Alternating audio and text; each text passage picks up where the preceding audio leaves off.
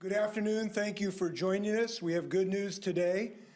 We are confident that we are succeeding in experiencing a significant decline of Omicron cases in our state, and this will allow us in the upcoming weeks to take further steps forward in regaining a more normal life in the state of Washington while still protecting our public health and our families' health. We know that COVID has changed significantly during the last 2 years, and our efforts have been significantly aggressive in addressing those changes. And now we have changes that will allow us in the next several weeks to take the next step forward into regaining what we consider a much more normal life. Obviously, we know we still have to be cautious because the rate actually remains high today, but this is good news for us to have a relief in sight that I am pleased to be able to announce today. Now, before I talk about the specific strategy moving forward, I wanted to share how we have devised this strategy and based on what science and data we have used to make these forthcoming decisions. As you know, we have relied upon data and science to guide us throughout this period of this pandemic. That has served us very well in saving tens of thousands of lives. And we continue to look at the science and data to guide us in the decisions in the next several weeks. And I want to talk to you about the current status in that regard. First, I'd like to talk with you about the existing level of hospitalizations we have in our state. This is important because our real goal here is to reduce the infection rates low enough that our hospitals would not experience being jammed with COVID patients. So if we can have the first slide, please. Is that up now? Thank you very much. So this slide will show you the graph showing our hospitalizations on a daily basis on a rolling average throughout the pandemic. You will note that we have reached a peak and that we are fortunately coming down. That's really good news. Now that's the good news, but there is a hint of caution, obviously, that you will see that the hospitalization rate today is higher still than any other time in the pandemic except the last couple of weeks. So the number of people entering our hospitals today is still extremely high, continues to put pressures on our hospital, and unfortunately continues to take lives in our state. So we know that we have some good news here, but we know we have a journey still ahead of us to get these hospitalization numbers down so that people can go into hospitals and get treatment when they need it for heart attacks and car accidents and everything else. Okay, enough of that slide. Just take that slide down. That one down? No, down. It's all. Okay, thank you. So next, here's what we want to do. Our goal is to knock down the rates of this infection by taking smart, common sense measures that we know that works for the next immediate future to knock these numbers down low enough so that the hospital admissions get low enough not to jam our hospitals. So what I'm going to share with you is a graph that will show what we believe is a realistic prediction of our ability to achieve that goal. So let's put the slide up, please. Now, this slide, and I'm going to spend a minute on this to make sure people can understand it. This slide shows the predictions, the projections of the hospitalization rates that we will experience in the next several weeks. The gray area is the range of the projections, from the very optimistic to the very pessimistic.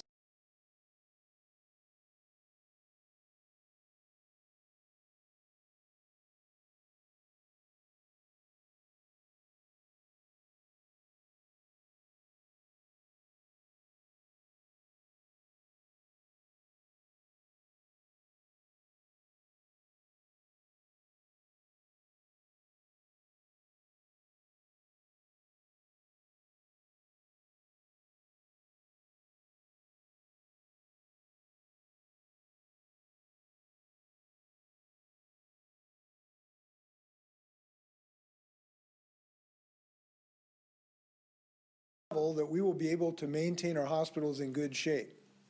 So what we want to do is to continue our efforts to reduce infections to get down to that low line. And where those lines meet, frankly, is the magic point where we believe we will be safe to be able to eliminate some of our common sense measures that we know have worked, including masking. So now I'll show you where those lines meet, are very close. So you'll see the green vertical line. This is March 21st, and basically it is very close to where those lines meet to show when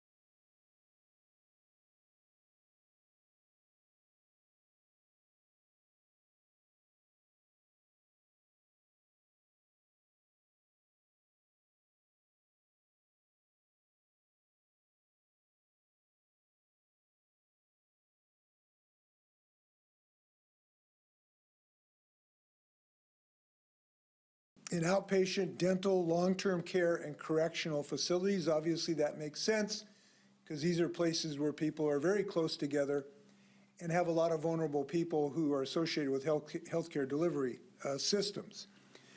We should note the federal government has their own requirements that include transportation, which still do require masks, and that includes in buses. So obviously that is a federal requirement. We can only control the state. So the good news is we are approaching a place fairly shortly where we will not have to be wearing masks generally in these conditions.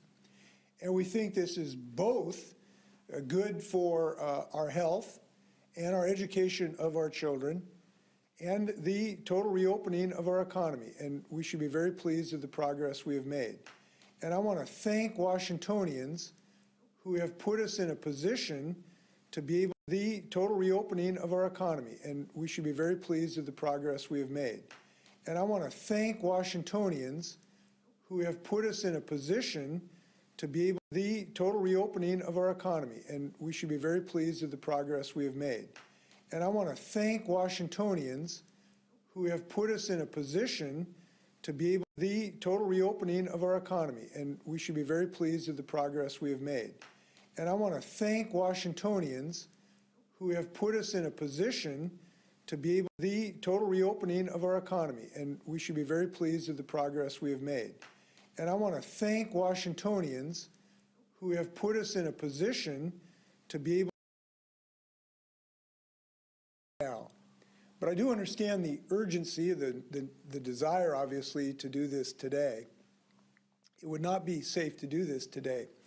But when I think about how to think about this, I think about my dad, who was a track coach at South High School in Seattle. And he always taught his runners, he says, look, guys, I know as you get towards the finish line, you kind of want to let up. You see that tape. You want to slow down. But you need to run through the tape. And I think this is a situation for the next few weeks. We need to run through the tape. We need to finish this job. We need to do it scientifically safe for our children and our families. And I believe this decision is close as we can possibly say to get to that point, to run through this tape. Additionally, some other things to announce. Beginning on March 1st, we will no longer require vaccine verification for large events, and that'll take place on March 1st. I do want to talk a minute for vaccines, too. We're not announcing any particular change in vaccines. But I do want to stress with folks the ability to continue to protect ourselves, because COVID is not going to disappear. It is going to be with us for some considerable period of time. And the need to protect ourselves will remain after March 21st. And so I do want to show you the power of vaccines to protect yourself. If we can have the fourth graph, please. This graph shows the hospitalization rates comparing vaccinated people, which is the red line on the bottom, and non-vaccinated Washingtonian, which is the blue line on the top. And what this shows is if you are not vaccinated, you have a 16-time more likely chance to be hospitalized by COVID-19, 16 times. These vaccines work big time. And I must share with you that the threat of COVID will not be eliminated on March 21st. And we will still have mechanisms to protect ourselves. And I am encouraging all Washingtonians to get on that blue line, save yourself, get vaccinated, get a booster. It's good for you and it's good for your health. Okay, we can move forward. I also want to note that people will be able to make their individual decisions about wearing masks after March 21st. You will be able, should you desire to wear a mask in your place of business or your shopping or anywhere else. And that will be part of our order to protect you and your ability should you desire to do so. That seems to go with it goes with the students in our schools. They will be able, should they desire, if they'd like to wear a mask, or teachers, they can wear a mask, and we will protect that right. I think that that is important. And I know that our schools will do a good job in protecting those students who wants to wear a mask. Maybe some of the folks in their class does not. We're not going to allow them to be bullied as well, and I know our schools are going to protect them in this regard. So, one other note, this will also, we are removing the state mandate for masks, but this will not remove the ability of businesses or other entities to make their own independent decision for their business. So businesses will still be allowed, should they desire to require folks to wear masks. We will not remove their ability to do that. That will be independent decision making. So with that, we have Dr. Amir Shah for some comments in regard to this decision. Dr. Shah.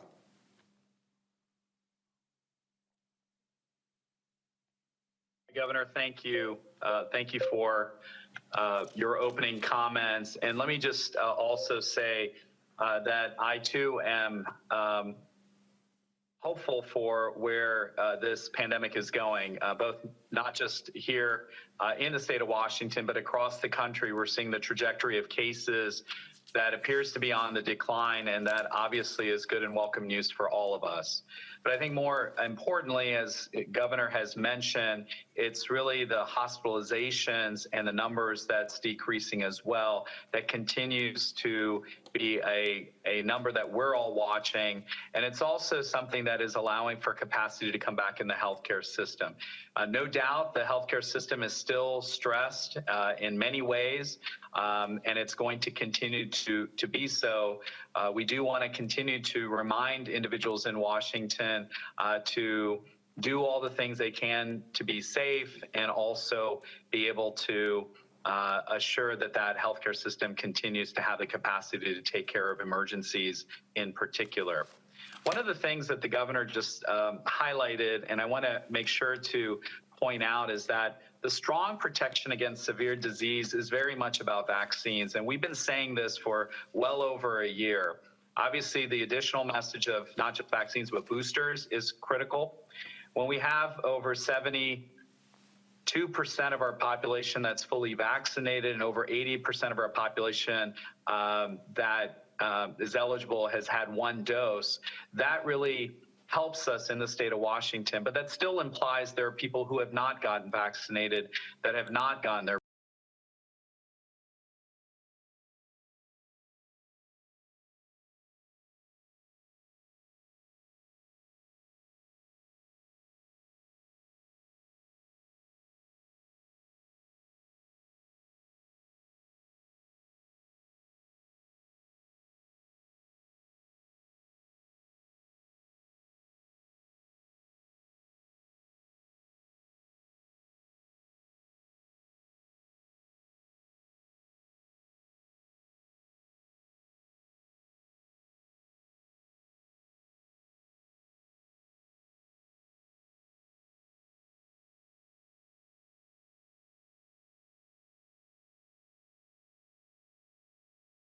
if there is the N2, which there will be on March 21st, a statewide requirement for masking, that does not mean that a local health jurisdiction or a business may not decide to have an individual requirement in their community and or in their business.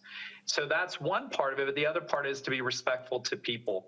As we have individuals who may still feel comfortable wearing masks, our kids, there's many who still want to continue to wear masks through the end of the school year. Be respectful of that, and that is absolutely critical as we move forward. But the news is positive. The news is, again, such that we feel confident with the numbers and the projections as the governor has outlined, that while masks may still be recommended from a public health standpoint, and by the way, they are, and we also strongly recommend vaccines and boosters, it is really important for Washingtonians to know what kinds of activities they can go into, do, and be a part of while they're also doing those activities and doing them safely. And I also want to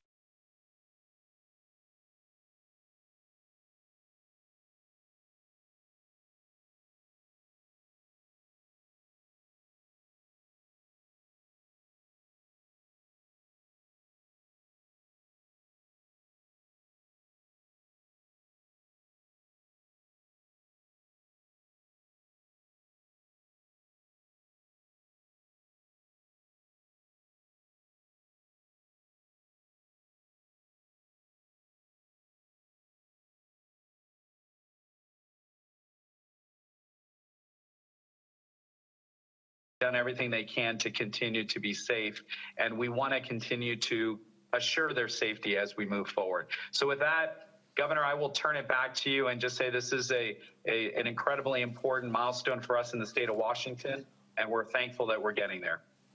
Thank you, Dr. Shaw. Thanks for your whole team, Lacey Fehrenbach and others, and Michelle, who've helped increase our vaccinations and made a science-based decision here, and I appreciate your team's efforts. I want to note, too, that this is not the end of our effort of keeping our students, our children safe.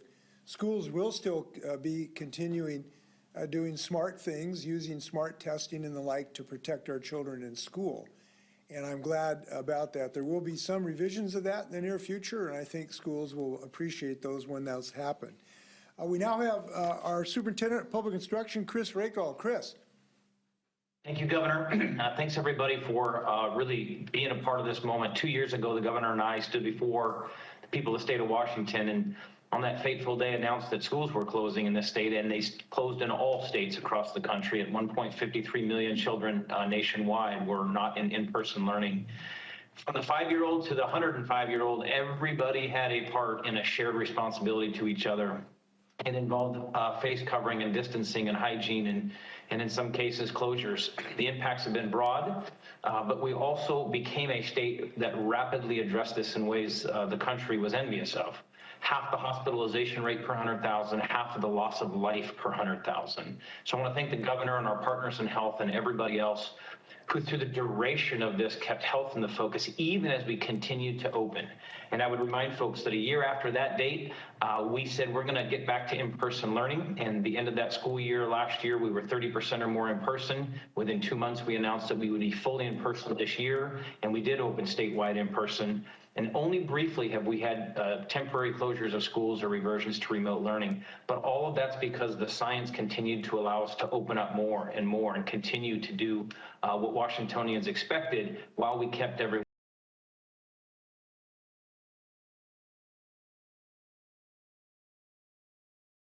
that's global. It means we get a little bit more flexibility now to take that next step. We'll do it effectively in school. We'll continue to be safe.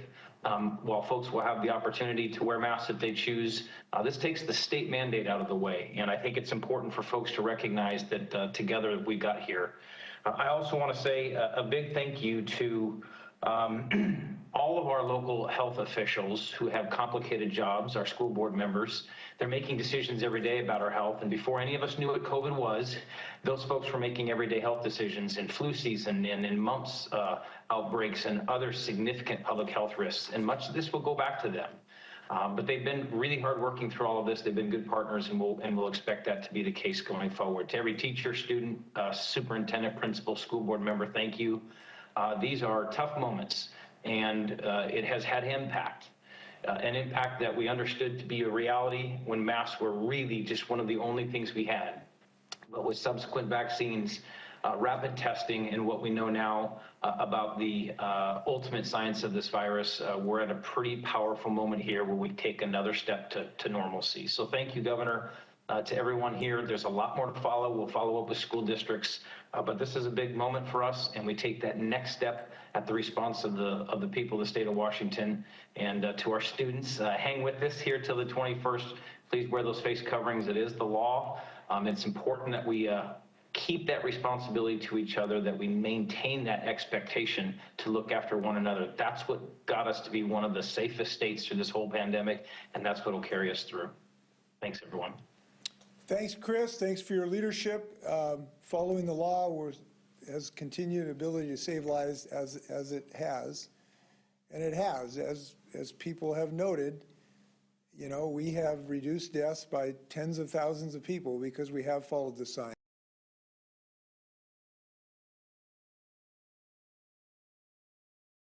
We may have saved 17,000 plus lives comparing our death rate to other states.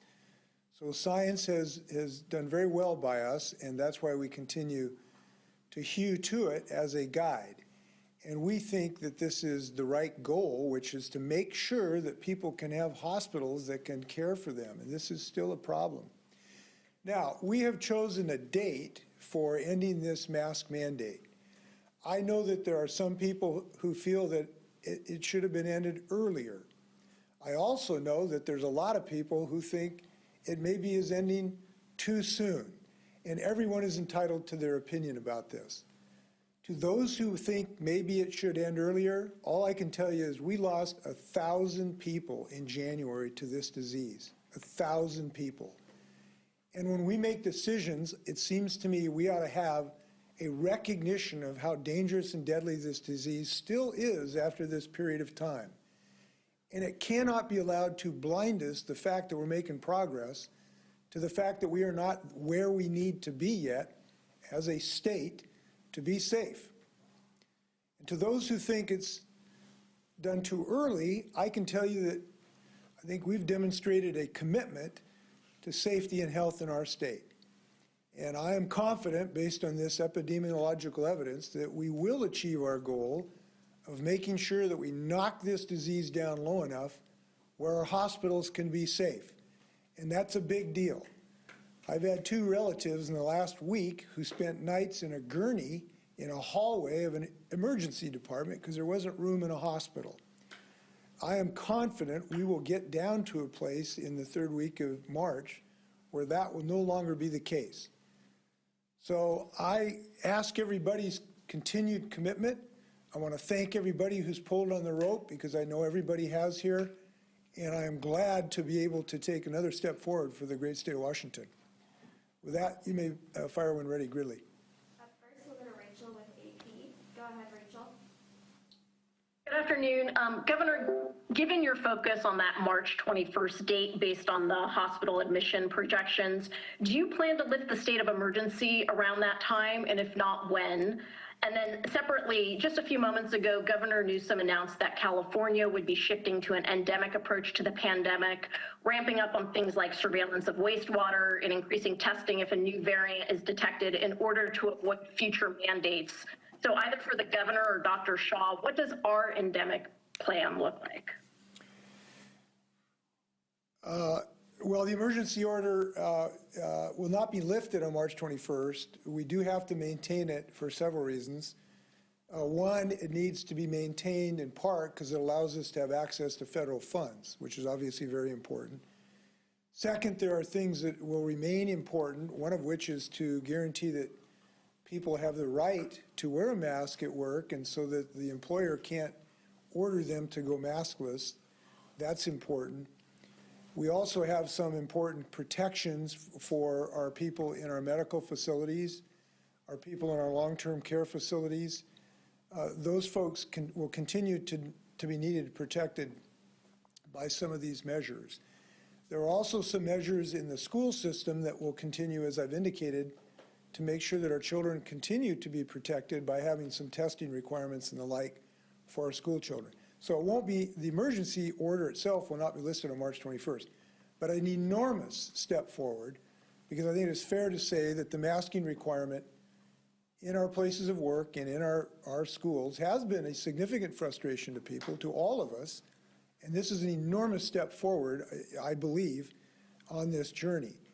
So there is no, dedicated end date to the emergency order. It's like the last 2 years, we will be following the science and making decisions. But there is some more work to do after March 21st.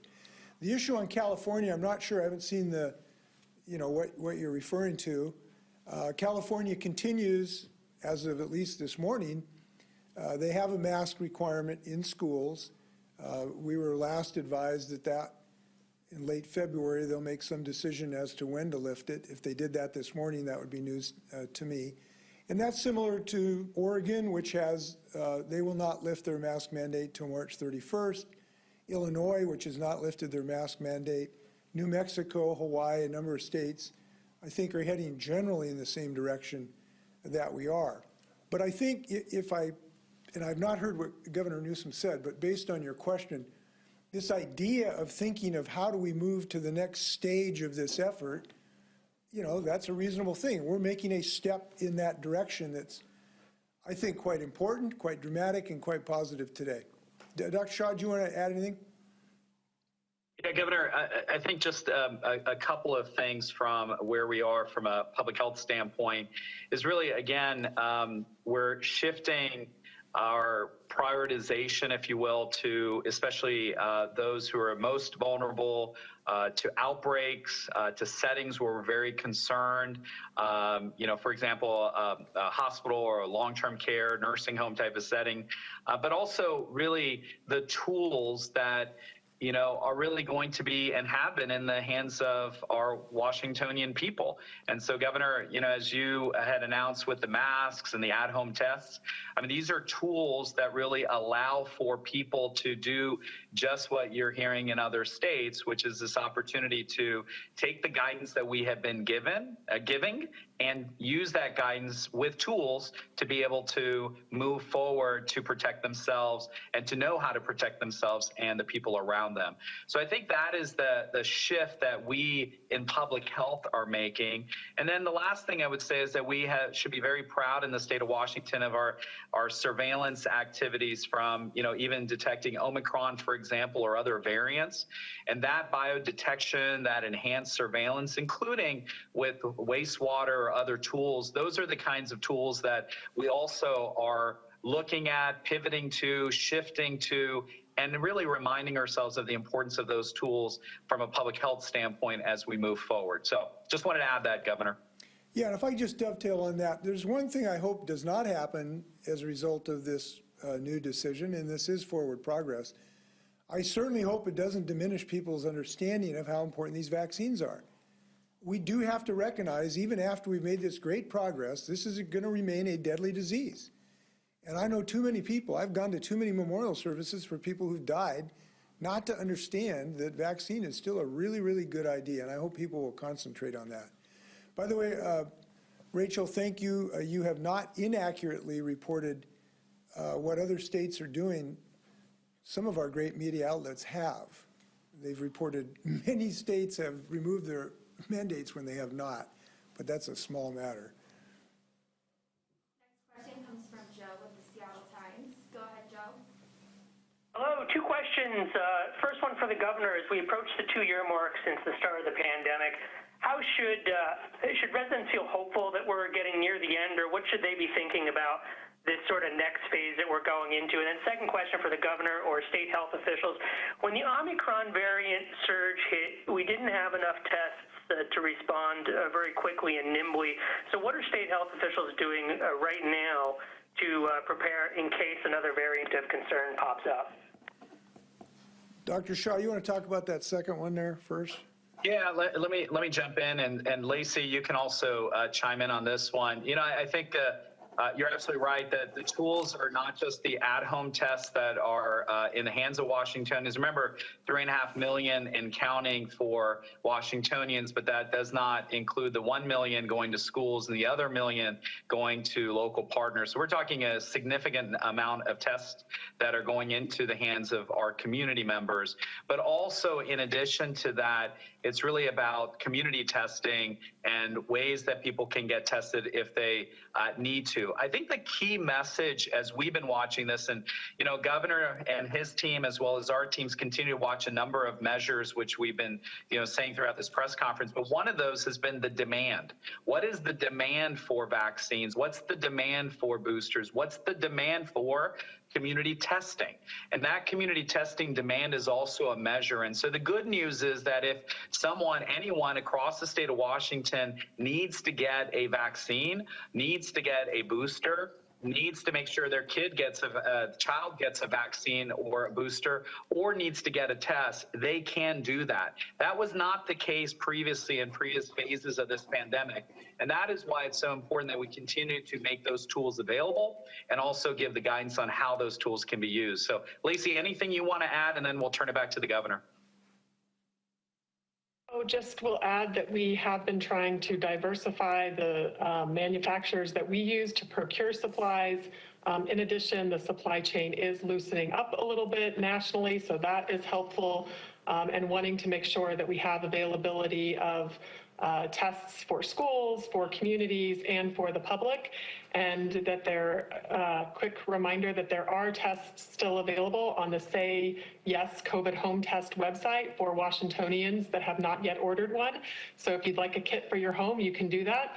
You can also continue to order from the federal site covidtests.gov, so that the community has those tests in their medicine kits when they need them, and we're all prepared for any future, whether those are regional outbreaks or surges or statewide or national surges. We're prepared ahead and not responding when they happen. Yeah, I should also note too, I think the state should feel good. We're one of the few states where the state government had an online portal that can deliver a test to your house within 24 or 48 hours.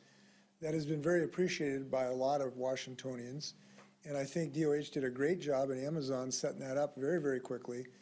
I also appreciate that we've distributed, I think, about 800,000 tests, kits or tests to our schools so that they continue to be able to test their students. And we're going to continue those efforts. On the vaccine front, though, I do want to say that we need the federal government largely to be responsible for the production and development of vaccines. That's something that really needs the federal government to move forward on. Your question, Joe, I guess is, where is the end? I'm not sure, no human being can tell you where the end of COVID is. It appears it will be with us for some period of time, and we will have to figure out how to live with this existing virus. And it assumedly will remain a fatal disease for some period of time. But the question is, can we get to a point where we dramatically reduce the mandatory things and respond to it? And the answer is we're moving in that direction, taking another big step today. And let's not forget the steps we've taken. Our businesses are not closed. Our gyms are open. Our restaurants are open. Our schools are open. There are very few limitations of what you can actually do today. We've done that already, and now we're removing one of the last vestiges of things that are inhibited for people. So we've made a lot of progress on this, and we've got a few more steps we've got to stick to it. And if we do that, I believe we're going to keep our hospitals open. People who have a heart attack are going to be able to get treatment, and we will provide protection for our kids as well. And I think we're going to achieve that.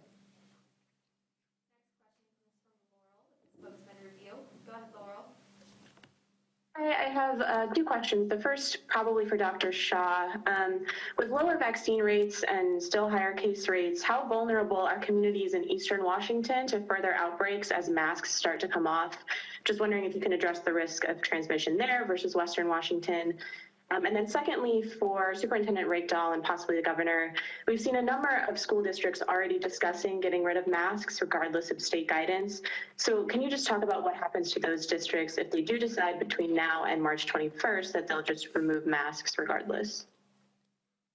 Let me just jump in first and say that, obviously one of the higher vaccinated states in the nation, and that's something we thank Washingtonians, because ultimately it's been Washingtonians who have rolled up their sleeves and gotten the vaccines throughout this pandemic, and that has been amazing, and we are so thankful for that. But that said, when I gave the number of 72+% that are fully vaccinated of the eligible population, or 80+% have gotten one dose, here's the challenge, and we've said this for a year plus.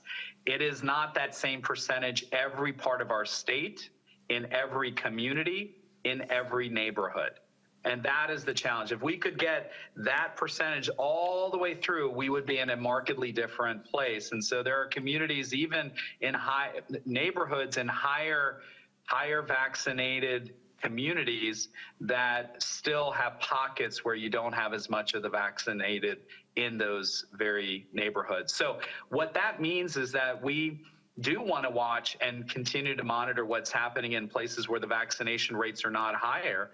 And we want to make sure that we watch that closely, regardless of whether it's in Eastern Washington or, frankly, whether it's in King County or any of the surrounding counties in the Puget Sound area. We need to make sure that we emphasize the importance of vaccines.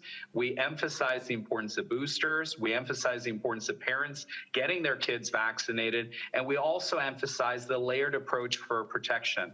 All that doesn't go away, because as the governor mentioned, and this is such an important point, March 21st is such an important milestone, but the pandemic does not end then. We continue to have to do the things to keep ourselves and those around us safe. So I hope that helps answer that question. Governor, I'll turn it back. Yeah, answer to your other question, look, we understand there's people have different opinions about this. But we do look forward to districts working to follow the law of the state of Washington and make reasoned decisions. They fully understand the consequences of breaking the law, of potentially, losing funding, or potentially having labor and industries fines, or all those potentials. But I think actually the most important thing is we want to get our children educated. And I think one of the most important lessons for our children is that in the state of Washington, we have a democracy and we follow the law. And I think this is an important teaching moment that I hope ultimately educators will want to share with their students, that even if we have disagreements, we follow the law. And I hope that that will be the prevailing sentiment, and is at the moment.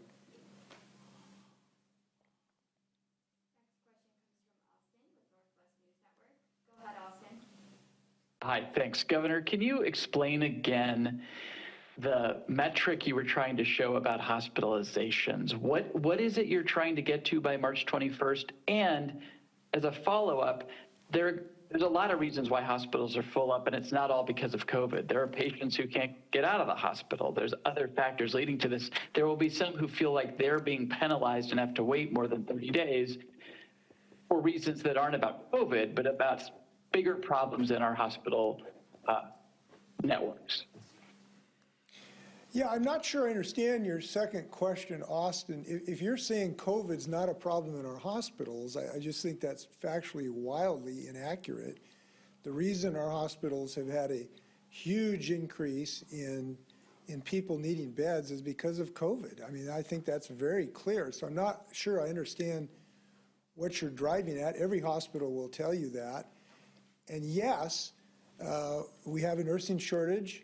Yes, we have people having heart attacks, but we're not having more heart attacks than we did 3 years ago. We're having thousands of people getting COVID that we didn't have 3 years ago. So this clearly is the principal reason for the crisis in our hospitals recently. And if I misunderstand your question, let me know. But it's just what you said is wildly inaccurate as to why the hospitals are jammed. And I do want to reiterate, the people in the hospitals have been working so hard for 2 years now, extended time, having to wear PPE, having to deal with folks like my relatives who spent nights on the side of a gurney. These hospitals are still jammed because of COVID.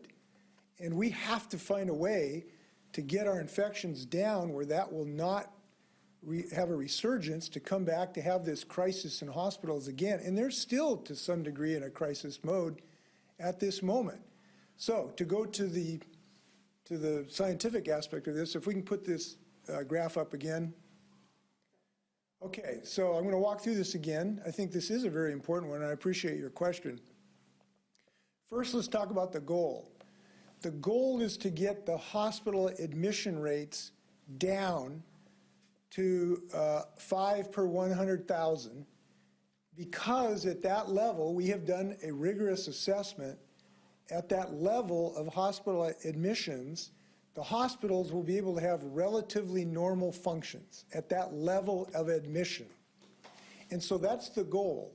So the goal is depicted by this blue horizontal line, which shows you what the goal is. So then the question is, how fast can we get to that goal? I'd like to say it's today. If it was today, we could lift this mandate today. And if it was tomorrow, we could lift it tomorrow. So then we look, what do we think we're going to be able to achieve with Washingtonians' assistance, and they've been fantastic so far. We think we're going to be able to achieve a decline, which is represented with the highest degree of probability by that red line. So you see that red line depicts the decline in the hospitalizations on a daily basis that we believe we will be able to achieve on each particular date. And so where those lines cross is the magic point that means we're across the goal line for what we want to achieve. And you see March 21st there is just very close to where they intersect. And we chose a Monday instead of a Wednesday because we want to give kids the ability to start fresh on a week. So basically, we followed the science to tell us what do we have to do to achieve that goal.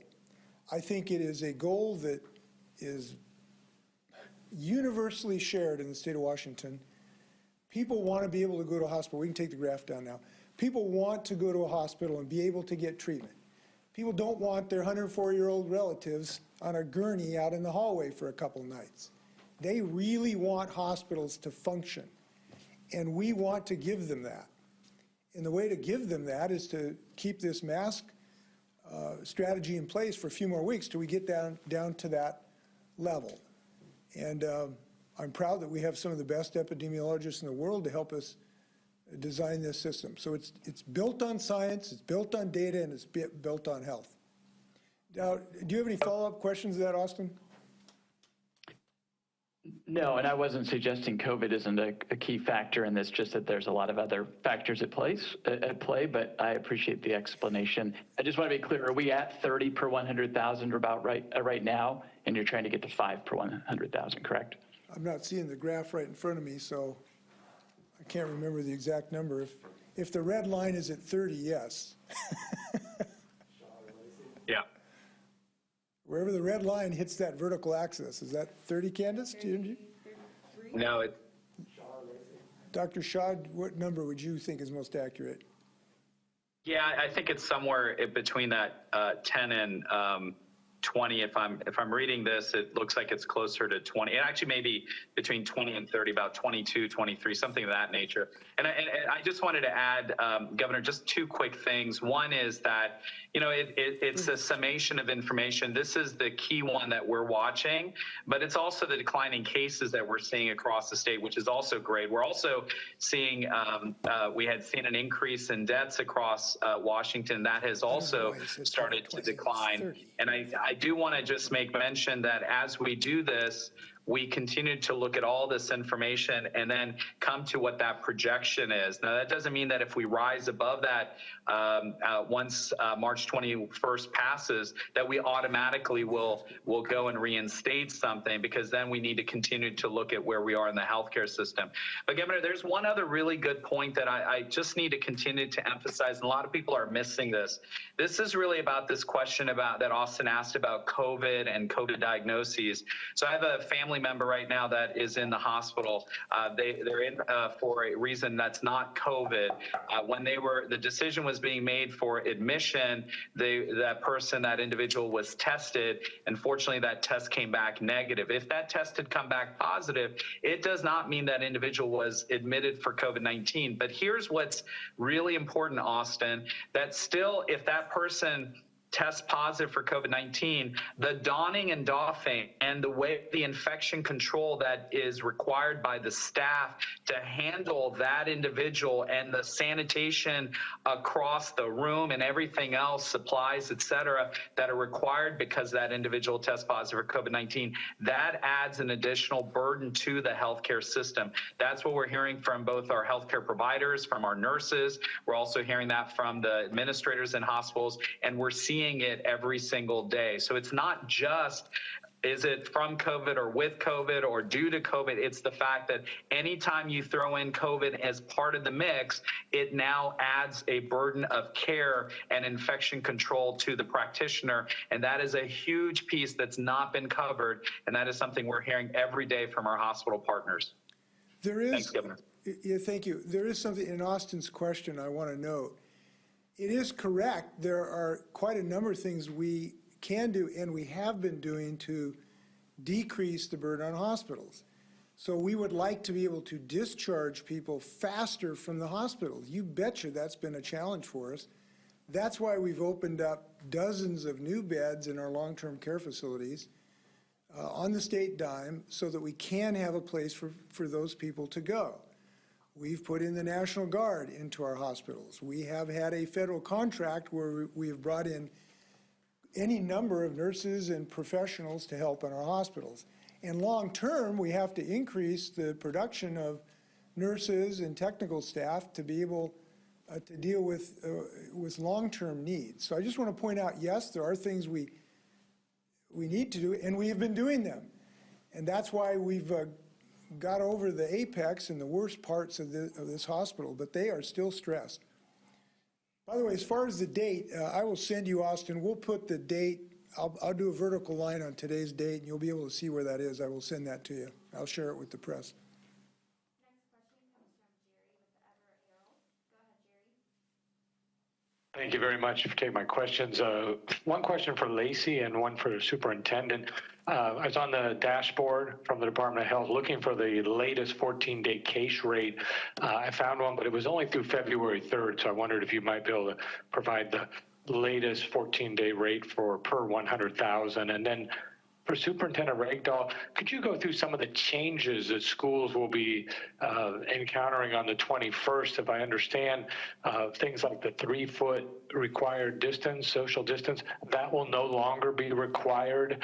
And I'm wondering what other changes are coming and if athletics will be affected as well. Thank you. Thanks. I can start. So on case rates, I do want to provide some perspective because that also is declining, and we want that to continue to get lower. That will help keep students in classrooms, workers at work sites, and community members safer. The lower the overall transmission rate is, the lower the risk there is for getting infected and having outbreaks. We had a peak case rate of about 1,740 cases per 100,000, I believe, on January 14th. And the most recent complete case rate is through February 3rd, which is on our dashboard. That is 645 per 100,000 over, and these are 7-day rates. So 1,740 per 100,000 over 7 days, and 645 now. That is February 3rd. All of the data on the dashboard are the most recent data that we have. So you can see cases plotted in the days February 4th through the early part of this week. However, with the volume of cases that are coming in, they're not considered complete until about 10 to 12 days in the past. So that is the most current rate to your first question. In terms of some of the layered measures, and the superintendent can add here, we will still have some requirements for schools, but things like distancing, hand hygiene, ventilation, environmental cleaning, those things will shift to statewide guidance. We will still recommend layered measures in schools. That is consistent with CDC guidance. And we will be working with the schools to support them in choosing measures and implementing these measures in a way that keeps students and their faculty and staff as safe as possible. Yeah, thank you, Lacey. And not much to add. Jerry, thank you for the question. As you heard, a bunch of the CDC guidance that this state has been tightly aligned with as the requirements become just that, guidance recommendations, except again where the governor indicated it looks as if transportation has its own federal requirement in public transportation that will likely implicate our buses. So school is going to look, quite different on the 21st. But as a way of reminder, everyone can continue and should continue these if this is what they feel comfortable with. We never stopped talking about hand hygiene in schools, for example, even pre-pandemic. We're going to keep talking about that. And obviously, a lot of students and staff are going to continue to choose to wear their masks. But this complexity is part of what we'll work through with DOH in the next 2 weeks, get guidance out to the system so they know exactly where these exceptions still exist due to federal requirements or others. And it's another reason why local school districts just need to continue to work with us for the next 3 or 4 weeks here so we all move together. Getting out ahead of this with local determinations really does put districts at a significant liability risk because they're trying to make sweeping statements about what they're going to do and not do, and it's not sensitive of the federal requirements that they still have to do, and that puts them at real personal liability. The districts in liability, their risk pools are concerned about it. If we just stay together on this as we have, we coached districts through this all the way through the fall. We had districts wondering if they could go their own way, but those districts wisely said, no, we're going to be a team on this. And I expect the rest of the districts around the state to hang with us for 4 weeks and work together on the process of getting to the 21st. If I can just add, I think citizens would be much happier to spend their investments in schools on books and teachers rather than in judgments. And I hope we're successful in this regard. Go ahead, Shauna. Good afternoon. My question kind of pertains to the correctional facilities that still have mask requirements as of now. When will those correctional facilities consider removing the requirements for masks, and how will that be decided? It'll be based on scientific assessment of the relative safety in these congregate settings. These are much more risky environments. And obviously when people are in custody, they don't have many choices. So we will make a decision based on the sciences that then exist. We think the infection rates are still too high, and we don't have enough predictive capability to answer a date in those settings. We believe, in other settings, including schools and retail areas, which have less of a risk associated with them, a transmission. So we'll make a decision as we have for the last 2 years, based on data, based on science, and I know we'll be talking about that in upcoming weeks. Next question comes from Melissa with Crosscut. Go ahead, Melissa.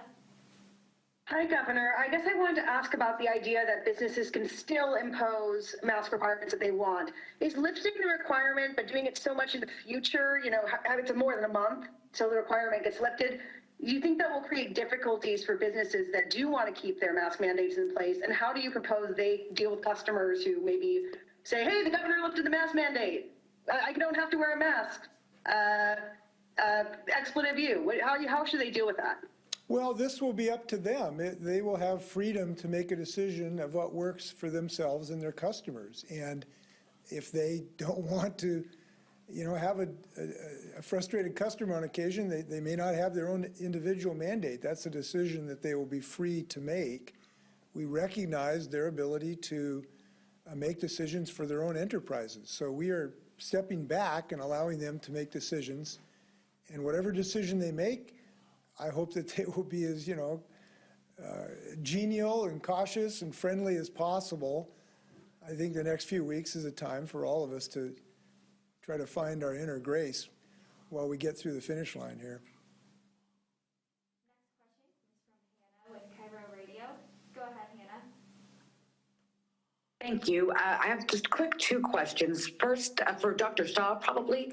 King County Health Officer Dr. Jeff Dustin in yesterday's announcement about the end of the requirement to show vaccination proof continued to stress the need for masks when we have surges and things like that, high-quality masks and other safety protocols. Can you go over what people should be doing right now when that happens? I think, just to again reemphasize that what we're talking about for March 21st is an end of a statewide requirement. And that does not mean that we do not have a public health recommendation or strong recommendation, or please consider what you're doing, your activity as you go forth with your safety measures or protocols. So what Dr. Duchin, and I didn't see particularly specifically that comment, but I will say that it's consistent with what we've been saying throughout, which is, look, as you are in a high surge situation where you have lots of cases, you have lots of hospitalizations, which we have been, then you really get to a point where you have to have requirements, because we are really at a point of trying to protect people and protect communities.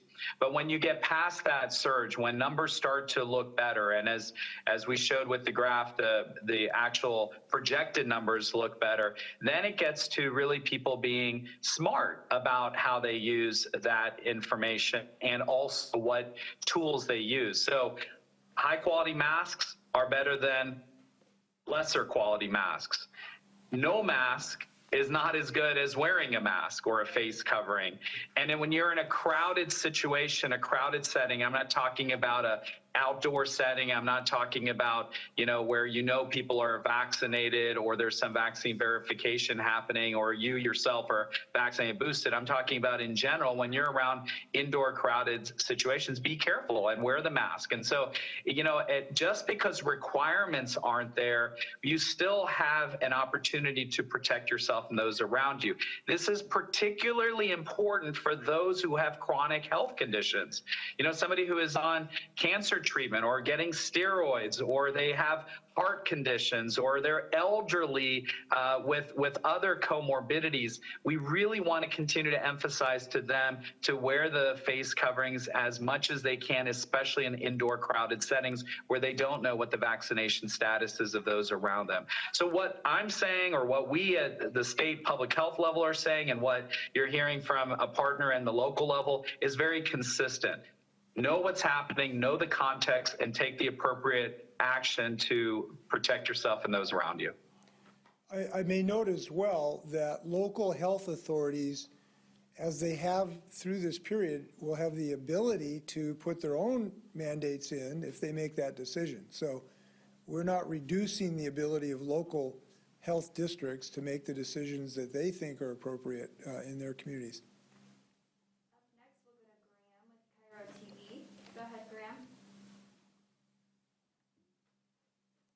Afternoon, Governor. Statewide, less than 30% of kids 5 to 11 are fully vaccinated, and many have younger siblings who are not yet eligible for the shots. Did you consider keeping masking requirements for childcare in elementary schools, and are you concerned about the community conflicts that school districts might face if they want to maintain more protective requirements? Well, listen, the state is stepping back from a mandate. Other parts of our democracy still have their voices. And those communities have democratically elected groups and may be able to make decisions. We're not eliminating those things. And I hope that those will be made with as much peace and respect for diverse opinions as possible. But we're not removing their ability to make those decisions, should they desire. Now, this issue of vaccination, I have to tell you, I'm frustrated by the low vaccination rate for some of our younger children, because it still is protective, and also protective to some degree of reducing the transmission risk. One of the reasons for what we've done in our schools is to prevent the transmission, even if the children have less of a risk, and it is substantially less than adults. If we could break the transmission in the schools to prevent little Johnny from taking the disease home to his grandparents, that was important. But again, I think we're getting down to these numbers that are low enough where that transmission rate is dramatically reduced. And again, our ultimate goal is to prevent our hospitals from breaking. And we believe at these rates, they will be low enough in the third week in March to prevent that from occurring. That is ultimately the goal. But I am hopeful that more parents will avail themselves of this vaccine, which is shown to be extremely effective and extremely safe. And I hope that that will happen.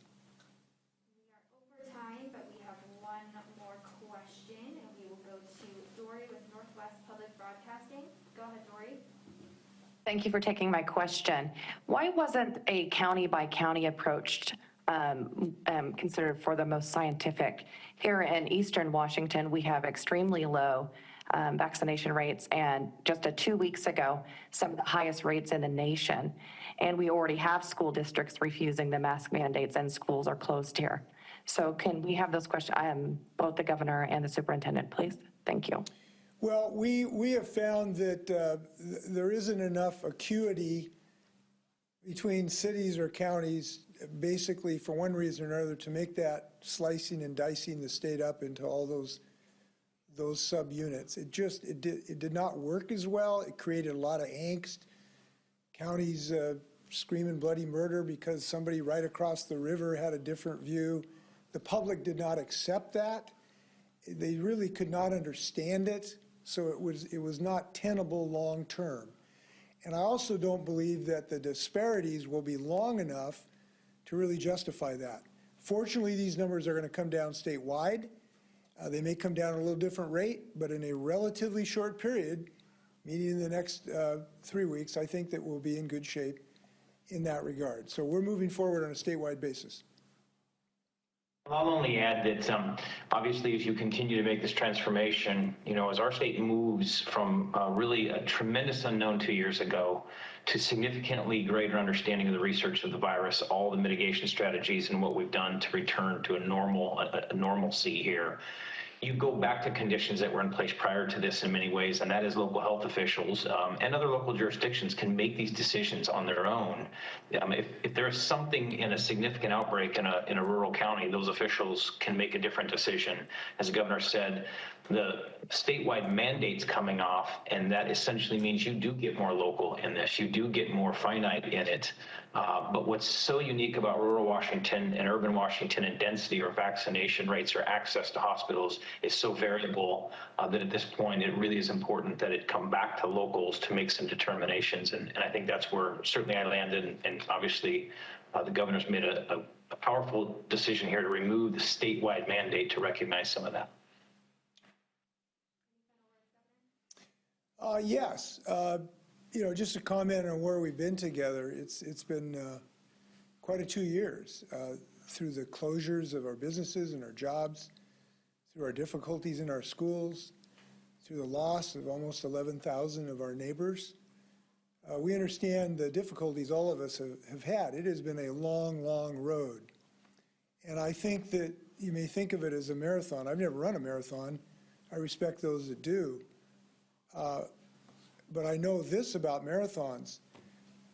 People don't quit marathons a quarter mile from the finish line. We are very close to being able to remove sort of the last vestiges of significant mandates that are necessary for our public health. And we should not stop right before the tape. So we're going to continue to run through that tape in the next several weeks. And I believe we will get there. And when we get there, I believe we will have safety for our citizens to make sure our hospitals open.